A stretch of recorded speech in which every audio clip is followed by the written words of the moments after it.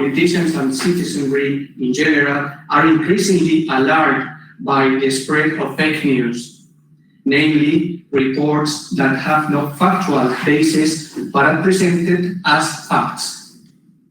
This concern of politicians and citizenry is not unfounded, given the potential of fake news to skew public opinion and election results. Authorities, scholars, journalists, among others, have proposed creating independent fact-checking bodies, criminalizing the spreading of false information. Any of these proposals might be considered quite viable, but in any case, it may be dangerous that states or intentional organizations, on the pretext of dangerous information pollution, wage a paternalistic cleans-up crusade on the free market of ideas.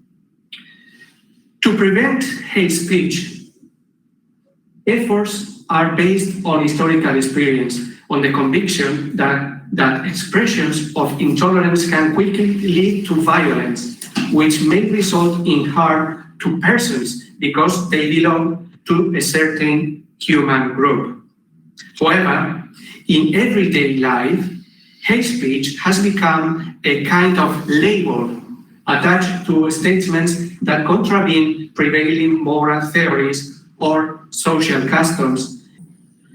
It might be supposed that conflicts between freedom of expression and religious sentiments or religious freedom can be solved through judicial adjudication. Indeed, in pluralistic societies, it is not rare to grant courts of justice a delicate role, consisting in solving not only technical legal disputes, but also social disputes that with heavy ethical weight, disputes with in other ages were trusted to different social institutions, religions among them. It seems to me that from the legal viewpoint, it may be necessary a new and fresh discussion for evaluating freedom of expression and freedom of religion more constructively. In this sense, it may be important to change the legal perspective of two conflicting rights, which is not dominant in the courts of justice, harmonize the equal treatment of religious minorities and majorities when dealing with religious sentiments, and defining with accuracy the extent and content of hate speech to accomplish basic principles of criminal law and avoid its practical devaluation. Let me briefly explain these proposals. First, the collision of freedom of speech and freedom of religion or religious sentiments not necessarily and not in all cases is, from a legal viewpoint, a conflict of rights.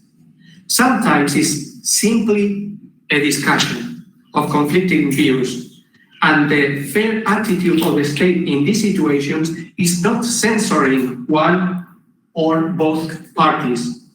Indeed, the European Court of Human Rights pointed out, and I quote, that the role of the authorities in such circumstances is not to remove the cause of tension by eliminating pluralism, but to ensure that the competing groups tolerate each other. Second, judicial adjudication is always at the service of the full enjoyment of fundamental rights, especially of minorities. However, this general mission may generate some sort of bias against majoritarian religious sentiments. Finally, there are different means to deal with hate speech. Criminal law is the last and strongest resource to eliminate it.